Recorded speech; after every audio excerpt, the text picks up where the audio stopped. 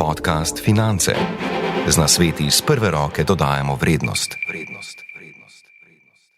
V reviji Finance Manager smo objavili vedno težko pričakovano lestvico 100 najbogatejših Slovencev, enega najodmevnejših projektov redakcije Financ. Letošnje rezultate povzema eden od ustvarjalcev lestvice, Jure Ugovšek. Letošnja lestvica je znova rekordna. Skoraj 10 milijard je vrednost celotne lestvice, kar je 1,2 milijarde več kot lani.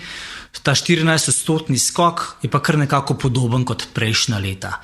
Zdaj, v zadnjih letih premoženje kar precej raste, kar se mogoče sliši kar veliko, ne? Tako, če slišimo 14% se je vrednost povečala lestvice, ampak po drugi strani, če pogledamo, kaj se dogaja na slovenski borzi, pa slovenskimi nepremičninami, ki prav tako rastejo, recimo nepremičnine pa 10% na leto, borza recimo Ljubljanska je v enem letu donosnost približno 30%, potem vidimo, da te številke niso toliko zunaj teh meja in tudi vrednost najpremožnejših v Sloveniji nekako raste v skladu s tem. Z vami je Tomi Gračanin. V tokratnem podkastu nas je zanimalo predvsem, iz kakšnega testa moraš biti, da postaneš milijonar, kako bogati so najbogatejši Slovenci v primerjavi s tujino in kako občutijo Slovenijo kot družbeno in poslovno okolje. In tudi, zakaj je lestvica najbogatejših Slovencev v širši javnosti precej odmevnejša od, recimo, lestvice najboljših in najuspešnejših podjetij. Pojasnjuje Peter Frankl, direktor in glavni urednik časnika Finance. Zato, ker je lažje primerjati, zato, ker so tu na voljo konkretne številke in zato, ker je toliko bolj zanimiva tudi zaradi te imanentne želje Slovenije po enakosti.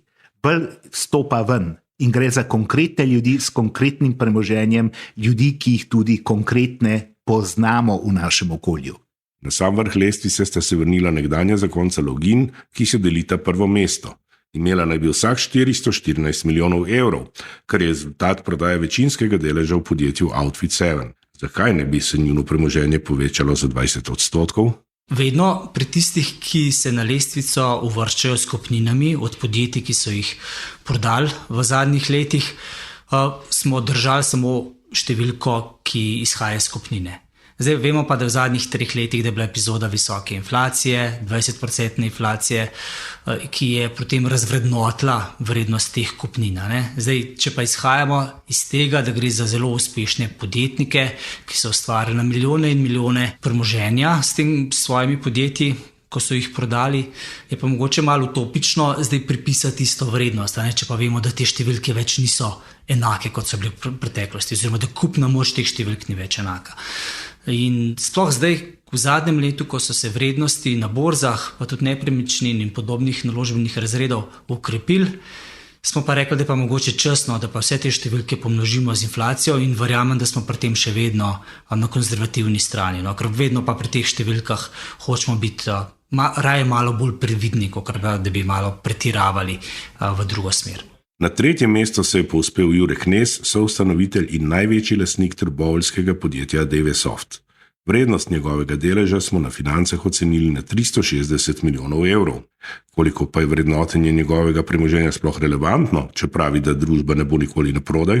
Ja, pri njem je mogoče zanimivo to, da spušča v lastniško strukturo podjetja, ki ga je sam soustanovil pred dobrima 2 desetletjama po kapitalu. In zdaj ta vrednost te družbe po kapitalu, vrednotenje po kapitalu se zdi precej preniska, zato ker če vemo, da so špici v svoji ozki niši.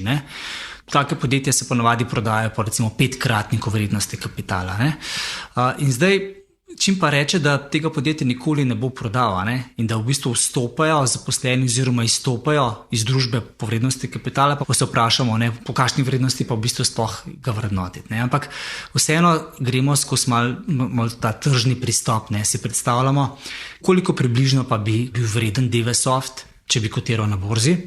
Pa seveda zaradi tega, ker ne kotira na borzi, mu malo odbijamo stran in potem pridemo do takšne vrednosti.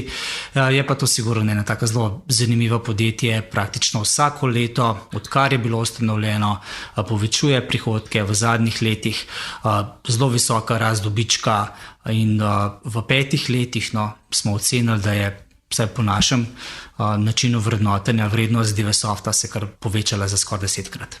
Ali to pomeni, da ocenjeno premoženje obstaja samo na papirju, v realnem življenju pa si z njim ne moreš kupiti niti recimo bicikla? No, to čisto ne drži, res da so še bicikli malo gor v zadnjem času, ampak dejansko dobivajo dividende. No? In če si dobrih 60% lastnik podjetja, ki ima ranga 30 milijonov dobička in en del tega dobička izplača, za kakšen kolo se že najde. Kakšno pa je tipično podjetje najbogatejših slovenskih podjetnikov z naše lestvice? So močni na tujih trgih, večina njih. So recimo malo v oskih, v majhnih nišah, so zelo močni. So eni od vodilnih igralcev v Evropi, posledično imajo tudi dobičkovne marže kar dobre, čeprav vemo, da so v zadnjem času na stroških kar visoki pritiski, jih ti podjetja od lastnikov, ki so na lestvici najbogatejših, kar dobro nekako naslavljajo. Rast prihodkov skratka je višja od rasti stroškov pri večini in posledično se tudi dobički se potem večajo, ne, iz leta v leto. In če mogoče smo prej omenili, da smo prebili neko obdobje inflacije, se kaže pri teh podjetjih tako, ne, da stroški so že naraščali, ampak prihodki recimo v zadnjih 3 letih in tudi napovedi za naprej so pa rasli po višjih stopnjah. Ne. Skratka, da večina teh podjetnikov je nekako uspela povečati premoženje po večjem tempu od inflacije v zadnjem času. Temu opisu v veliki meri ustreza tudi Interblok, nekdanje podjetje 10. najbogatejšega Slovenca Joca Pečečnika, ki je obogatel z razvojem igralniških naprav. Pohvalijo se namreč, da je s svojimi izdelki pokrival kar 62% globalnega trga. Pred 2 letoma je podjetje prodal ameriškemu skladu Oaktree Capital Management. Kupnina ni javno znana, naj pa bi presegla 200 milijonov evrov. Prav tako ni znano, kam je ta sredstva vložil. Ja, mislim, kupnino je več ali manj porabljena. Mi smo vložili v 27 različnih projektov, večinoma ali pa skoraj vse izven naše države. In pač ustvarjamo projekte na področju nepremičnin, energetike, tudi finančni inženiring, se ukvarjamo s tem, z njim in imamo kar zasedene v bistvu kapacitete finančne, tako da projektov je veliko, predvsem jih je pa v tujini bistveno lažje speljati kot tukaj. Iz tega morda lahko sklepamo, da je Pečečnikovo premoženje v resnici še večje od ocenjenih 240 milijonov evrov. In iz kakšnega testa moraš biti, da lahko postaneš milijonar? Predvsem moraš biti iz tazga testa, kot te je učila mama, če te je pravilno učila. Moraš biti pošten, moraš biti predan temu delu, moraš samo delo vzeti kot poslanstvo, da dejansko nekaj ustvarjaš in predvsem moraš biti pa korekten pa pošten v poslu, predvsem pa ne smeš delati v tem poslu zaradi denarja, ampak moraš delati, da boš svoje projekte in svoje zamisli izpeljal, da jih probaš čim bolj globalizirati, se pravi, ne podpiram podjetnikov, ki v povezavi z domačo sprego, politiko služijo denarje in na koncu, če boš vse to, kar sem navedel, tudi naredil in ustrajal, bo uspeh prišel in denar je samo posledica uspešno realiziranih projektov. Enako vprašanje sem postavil psihoterapeutu Zlatku Bojanoviču. Da bi lahko postal milijonar, moraš imeti močno razvito sposobnost objektivnega presojanja in ostajanja v trenutku. Uspešni ljudje znajo vzpostaviti notranje ravnovesje med ustvarjalnim in svobodnim delom sebe, ter znajo v bistvu sanjati in raziskovati in z razumom, ki pač omogoča premišljenost in usmerjenost v cilje. Njihovo ego stanje, če povzamem ego strukturo, je v bistvu zelo močno izrazito ego stanje svobodnega otroka, ki vsebuje to močno kreativnost, energijo in razigranost, ki jo v bistvu z svojim ego stanjem odraslega znajo uravnavati in znajo tudi v bistvu ublažiti notranje kritike, ki izhajajo iz tako imenovanega ego stanja notranjega starša. In v tej kombinaciji se ustvarja neka prosta energija, ki je svobodna, a hkrati prosta notranjih kritik. In še razlaga Petra Frankla. Zelo preprosto. Moraš biti izjemno privržen svoji ideji, moraš biti izjemno vztrajen in veliko sreče moraš tudi imeti. Če nisi ustrajen, če nisi tako rekoč obseden svojo poslovno idejo, ti verjetno ne bo uspelo. Skratka, moraš biti malo nor. Uspešni posamezniki ustrajajo predvsem zato, ker so sposobni obvladovati notranje impulse. Se pravi, njihovi notranji impulsi jih lahko usmerijo k obupu ali pa iskanju bližnjic. Kar oni znajo na osnovi svoje psihološke strukture, je v bistvu obvladovati te impulse, ki jih preusmerijo v tisto, kar so se v bistvu naučili, in v bistvu usmerijo v smeri razvijanja novih ciljev, ter jih v bistvu ojača. Se pravi, znajo narediti psihološko ravnovesje. Pomemben je tudi zelo faktor sreče. Se pravi, enostavno moraš biti včasih na pravem mestu v pravem trenutku. Kaj je sreča? Sreča je v bistvu trenutek, ko se srečata želja in priložnost. To se zgodi malokrat v življenju. To so pomembni trenutki. In takrat je treba biti agilen. Uspešni ljudje znajo prepoznati te trenutke sreče in znajo zagrabiti te priložnosti v življenju. Kdaj pa je Joc Pečečnik začutil, da ima potrebne lastnosti za podjetniško pot? Pa, ko sem bil star kakšnih 6 let, sem se doma v Šmarci v sobi igral in nekako nisem znal predvideti, kakšna bo moja prihodnost. Vedel pa sem, da bi rad delal čim bolj svobodno in sam odgovarjal za svoje življenje, kar zelo kratkim besedam povem, da ne bi bil rad žebljiček, ampak bi bil rad kladuček. In takrat sem že čutil in vedno sem svoje razmišljanje navajal na to, kako bom svojim delom, svojim rokam, svojo glavo naredil nekaj, kar bo za ljudi dobro tudi v ekonomskem smislu, in če bojo oni zadovoljni, pol tudi lahko jaz od tega si kaj obetam. Vseeno pa je 6-letni Joc potreboval kar nekaj časa, da je postal milijonar. Svojega prvega milijona pa ni prištel v evrih, temveč v nemških markah. Ja, prvi milijon je v bistvu najtežji, ker da zaslužiš prvi milijon, bilo je v markah, seveda, ne spomnim se točen leta, ampak vem, da je več kot 10 let minilo od začetka. To je zelo pomembno sporočilo, ker danes mladinci mislijo, da morajo čez vikend zaslužiti že prvi milijon. Je pa tako, ko zaslužiš prvi milijon, to pomeni, da si dejansko nastavil svoj koncept in pristop k poslu nastavil na način, da ima perspektivo, in če potem razvijaš in vztrajaš to svojo pot, zagotovo se ti obseg posla veča in veča. Je pa do prvega milijona kar težko priti in mislim, da je ena povprečna realna doba, če gre tukaj za neko organsko rast, je 10 let. Ob tistih na vrhu lestvice najbogatejših največ pozornosti praviloma pritegnejo novinci v klubu 100 najpremožnejših. Tudi letos je tako. Novinci so 4, mogoče zanimiva sta predvsem 2, in sicer Primož Artač in Matej Slapnik. Oba sta podjetje ustanovila v zadnjem desetletju. In če vemo, da je meja letos na 43 milijonov evrov, kar je krepko več kot lani je bila 35 milijonov evrov, in da sta letos v bistvu oba, da sta po naši oceni njuna podjetja vredna več kot ta meja, to priča o tem, kako visoko rast dosegata. Primož Artač z izdelki za kolagen oziroma tekočim kolagenom, Matej Slapnik pa z uspešnim podjetjem Lelosi, oziroma to je blagovna znamka Ovekto, ki z oblačili za aktivno rabo uspeva prek spleta zelo dobro prodajati, in tudi dosegati visoko maržo. Tako da to sta ena dva taka hitra vzpona v zadnjem času, relativno hitra, še vedno desetletje je bilo potrebno. Zato eno desetletje je torej očitno tisto obdobje, ki ga podjetniki potrebujejo, da svojim delom ustvarjajo zajetnejše premoženje. So pa na lestvici tudi posamezniki, ki so z rastjo premoženja v zadnjem letu presenetili analitike. Ja, pri Juretu Knezu nekako nismo več tako presenečeni, zato ker je vsako leto v zadnjih 5 letih zelo velike korake dosegal. Sta pa brat in sestra Mozetič z skupino Don, zelo visoko se pospela letos, in tudi ko smo pogledali, kaj se dogaja s skupino, smo bili kar malo presenečeni, ko smo videli, kako visoke rasti in prihodkov in dobička dosega.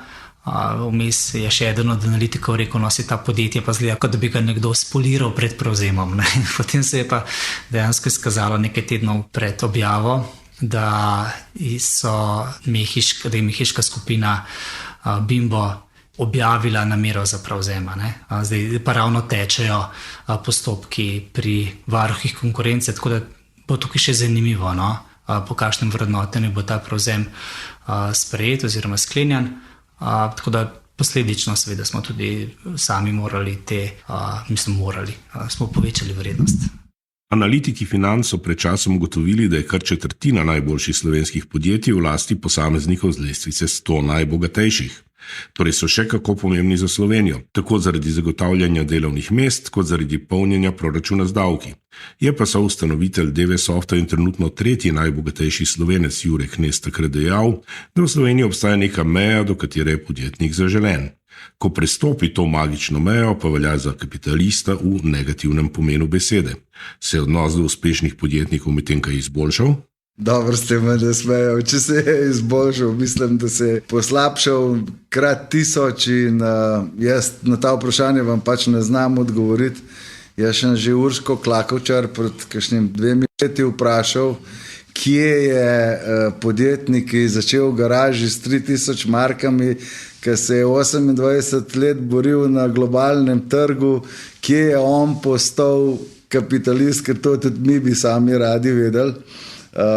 Mi nismo iz nekih družin, kjer bi obračali denar po 3., 4. generaciji, ampak smo vsi garažni podjetniki, ki smo v bistvu eni ustvarjalci ene finančne infrastrukture v Sloveniji, ker te naše velike firme so vse razprodane, jih je država svojim smart upravljanjem uničila, tako da edina perspektiva smo mi in če več bo bogatih podjetnikov, boljše bodo službe, več bo zaposlenih in temu primeren socialen servis v naši državi. Prav zaradi odnosa politike Pečečnik, sicer tudi predsednik Kluba slovenskih podjetnikov, ni ravno optimističen glede gospodarske prihodnosti. Jaz vedno rečem, kapital je zelo plašna ptica in hitro odleti in mi jih plašimo že zadnjih 15 let in glede na to, da nimamo proruskega sistema in nimamo nafte in nimamo močnih državnih podjetij, pričakujem, da se bo ta kristalna Slovenija razbila na koščke in da se bodo razmere morale popraviti, ker že pričakujem, da v naslednjem letu bomo videli, da je planirana rast v naši državi nerealna in bo že tukaj ratal problem, kako poslovno zaključiti leto 2025 v državnem proračunu. Rad bi še dodal, da politiki so že prej dokazali in tudi v današnjem času dokazujejo, da ne znajo zaslužiti denarja. Zdaj nam vsak dan demonstrirajo, da ga ne znajo tudi zapravljati. Če nas že nočejo poslušati, kako denar zaslužiti, bi nas lahko vsaj poslušali, kako ga zapravljati, da bi omejili stroške na pametne investicije. Pa je za pogosto negativen odnos do premožnih podjetnikov kriva tudi pregovorna slovenska fovšija? Bi morali svoje bogatstvo skrivati pred javnostjo? Jaz mislim, da slovenska fovšija to je en pojem, o kateri se pri nas veliko govori, veliko je ljudskih rekov na to temo, vendar ta pregovorna slovenska fovšija ne bi rekel samo, da je lastna Slovencem, prej bi rekel, da gre za neko centralno evropsko fovšijo. Gre za nek kulturno okolje, ki je v dobršni meri podvrženo cerkvenim naukom, potem tudi malo protestantizma je tu noter, povrh tega je pa še tukaj dobra dediščina socializma in vsi skupaj smo potem morda še bolj nagnjeni k egalitarnosti kot v drugih državah, o čemer pričajo tudi številke. Slovenija je med evropskimi državami morda celo najbolj enaka kot ljudje v Sloveniji so vsi najbolj enaki v Evropi. Najverjetneje, mogoče je kakšna država, kjer so si ljudje bolj enaki, ampak Slovenija načeloma ceni to, da smo ljudje v povprečju enako bogati. Jaz mislim, da vsak, ki je svoj denar pošteno in zaslužil, na njega plačal nenormalno visoke davke v Sloveniji, si zasluži, da z njim počne, kar želi. In problem je, kolikor v naši državi ne bi moral vsak, ki si želi svobodno delati, kar se počasi dogaja v Sloveniji, potem bi lahko se tukaj spraševali, zakaj eni bogatijo, ker so, ne vem, sinovi politikov ali pa v spregi z njimi, tisti, ki pa sami ustvarjajo, pa naj to ne bi smeli.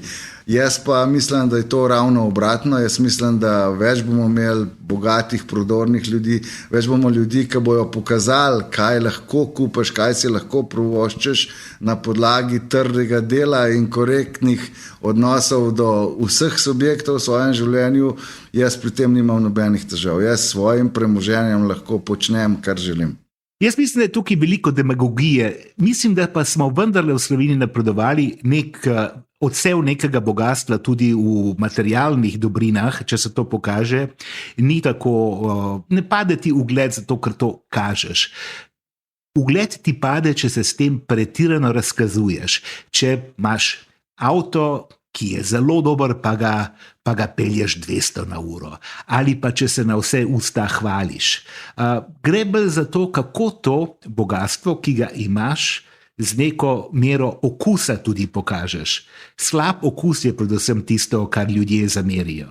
Mnogi pa so, poleg slabega okusa nekaterih bogatašev, zamerili tudi izjavo nepremičninskega investitorja Jožeta Anderliča ob otvoritvi prestižnega kompleksa Schellenburg. Spomnimo, dejal je, da je elita jedro naroda in da narod brez elite ne obstaja, saj je samo amorfna gmota ljudi, ki ne ve, kam in kako.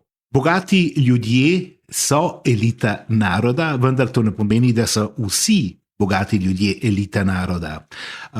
Elita naroda so ljudje, ki so pametni, ki so kaj dosegli, znanstveniki, kulturniki in seveda tudi gospodarstveniki, med njimi tudi zelo bogati gospodarstveniki. Samo po sebi, da bi kar tako rekli, da so ljudje, ki so bogati, avtomatično tudi elita, to seveda še zdaleč ne drži. Uspešni gospodarstveniki imajo to željo, da pokažejo, kako bogati in vplivni so. Vsaj velika večina od njih. Imaš tudi izjemno skromne ljudi, ki se nočejo nikjer pokazati. Rekel bi, da jih je v Sloveniji teh, ki se nočejo pokazati, kar veliko v povprečju. Vendar tisti, ki pa so bogati, mogoče to bogatstvo kažejo z večjo mero slabega okusa. No ja, ko zadeva svetovne trende, najbogatejši zemljan je recimo ta hip Elon Musk, o tem, kako prikupan je on sam, kako dela v dobro družbe, o tem pa presudite sami. Sam ga lahko občudujem zaradi mnogo česa, vendar to ne pomeni nujno, da ga tudi zelo cenim. Na splošno pa velja, bogate ljudi je treba ceniti, zato ker dajo družbi kar veliko. Slovenija je itak en peskovnik, nepomemben na globalnem trgu, kjer v bistvu je vse, kar štrli izven povprečja, nenormalno, ampak jaz mislim, da je naloga podjetnikov tudi, da to mnenje spremenimo. In mislim, da družba, ki ne bo sprejemala takšnih odločitev posameznikov, da si pač, če pridno dela, če ima svoje podjetje, če cele dneve, kot rečemo, gara, da odplača kredite, da na koncu, ko dobija ene rezultate in ustvarja dobiček, ima vso pravico, da si privošči najboljšo jahto, avion, karkoli je v njemu pač primerno, ker ga je plačal z svojim delom in ne z državnim denarjem. Kako bogati pa so v resnici najbogatejši Slovenci v primerjavi s tujino? Že to, da niso milijarderji, v bistvu pove kar dosti. V Ameriki v bistvu spremljajo samo govora o milijarderjih, v Sloveniji je po ločitvi sama in izjasija login, niti nimamo nikogar, ki bi bil težak recimo pol milijarde po naši konzervativni oceni, in to sporoča, da mogoče ta razslojenost, čeprav so številke v špici kar zelo visoke, saj če si predstavljamo, kako bi nekaj 10 milijonov evrov koliko premoženja to v resnici je. Ne. So mogoče te številke manjše kot pa v nekaterih tudi primerljivo velikih evropskih državah. Ne. Recimo kolegi v Estoniji, ki pripravljajo lestvico najbogatejših Estoncev, imajo več milijarderjev na lestvici, pa je v bistvu Estoncev dober milijon. Če primerjamo slovensko gospodarstvo z drugimi gospodarstvi, bi lahko rekli, da so slovenski bogataši, milijonarji, da jih je manj v Sloveniji kot drugje, kar pa ne zmanjšuje njihove teže, nujno. Pomembni so, vendar če primerjamo recimo z Avstrijo, jih je tudi v povprečju manj in manj so bogati kot recimo bogataši v naši severni sosedi. Podcast Finance. Na lestvici najbogatejših Slovencev v družbi podjetnikov najdemo tudi športnike. Tudi letos so se med 100 najpremožnejših uvrstili 4. Seveda vsi tekmujejo oziroma so tekmovali v tujini. Tam je pa pri tistih, ki so še vedno aktivni, je stvar dokaj jasna. Dobivajo vsako novo sezono, novo letno plačo, v primeru Luke Dončića posebno še kar zajetno sponzorsko pogodbo. In Luka Dončić je že na pragu prve 20-terice, je recimo temu v ligi 100 milijonov evrov premoženja in kar z velikimi koraki stopnica proti vrhu. Bo pa zanimivo spremljati, kako se bojo recimo temu podjetniki odzvali na ta športni izziv. Na lestvici je potem še Goran Dragić, Anže Kopitar, Jan Oblak. Se pa mogoče pojavlja vprašanje, ki pa je Tadej Pogačar. In tudi to smo sami pogledali in računali, ga spremljamo. In se je skazalo, da po ravnokar podpisani oziroma razkriti pogodbi na leto bi naj dobival približno 8 milijonov evrov, bi mogoče proti koncu desetletja lahko se uvrstil tudi na lestvico 100 najbogatejših. So pa vseeno mogoče za spoznanje nižji zaslužki v svetu kolesarstva, kot pa recimo pri nogometu ali košarki. Kako pa razliko med najbogatejšimi športniki in podjetniki vidi psihoterapevt? Bistvena razlika je v tej igrivosti. Se pravi, psihološko gledanje, oni imajo zelo, zelo razvito in zelo močno prisotno ego stanje svobodnega otroka. Njim je šport v bistvu glavna stvar, oni se igrajo. Ne? In to, kar nastaja kot premoženje, je dejansko samo posledica tega. Ne? To je tisto, da ni glavni fokus v premoženju, ampak njihovo premoženje nastane kot posledica ene velike zabave in trdega garanja. Podcast Finance. Seveda niso vse podjetniške zgodbe uspešne.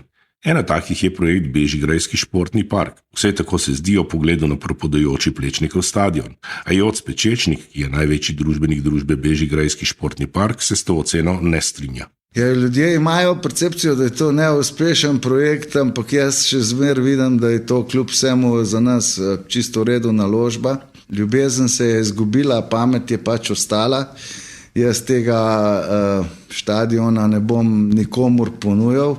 Če ga bo država želela odkupiti, sem povedal svoje minimalne pogoje, nisem sovražno razpoložen, hudo mi je, da ta stvar propada.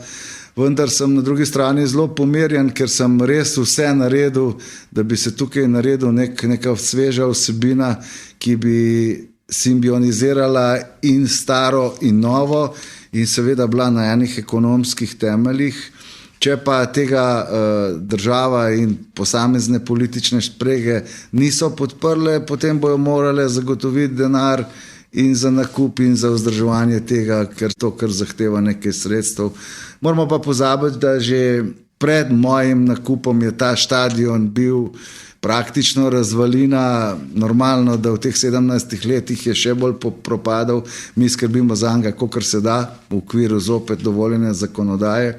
Nekoč pa se bo nekaj zgodilo s tem, jaz imam še 2 sina in ne mudi se nam s tem nikamor, ker smo finančno tukaj že vse pokrili in pač nepremičnina, ki stoji in pridobiva vrednost zagotovo.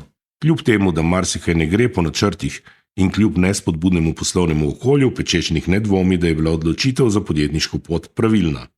Bi danes naredil kaj drugače? Ne, jaz bi sigurno še enkrat šel po isti življenjski poti. Če je podjetnik zaverovan v svoje delo, če ima sanje, če ima takšno trdno voljo, kot sem jo imel jaz, in v bistvu tako brezizhodno situacijo, ker sploh nimaš druge alternative, mislim, da tudi konstantno tolčenje države ne ustavi teh strasti in ambicij, in vsak, ki si želi narediti nekaj dobrega, ali je to storitev, ali je to produkt, in ima vztrajnost, korektnost in poštenost, bo vslej ali prej uspel. Za konec še zanimivost. Ko sem v Google vtipkal besedo milijonar, prvi zadetek ni bil nihče z lestvice najbogatejših Slovencev, ampak priljubljeni televizijski kviz. Zato sem še voditelju kviza Milijonar Juretu Godlerju zastavil naše uvodno vprašanje. Iz kakšnega testa moraš biti, da postaneš milijonar? Tako kot sem rekel, splošno razgledani, drzni in z ogromno mero sreče. Ekipo tokratnega podcasta sestavljajo Tomi Gračanin, Jure Ugovšek, Maj Straus, Peter Frankl, Mladen Mikovič in Jasna Špende. Podcast Finance. Z nasveti iz prve roke dodajamo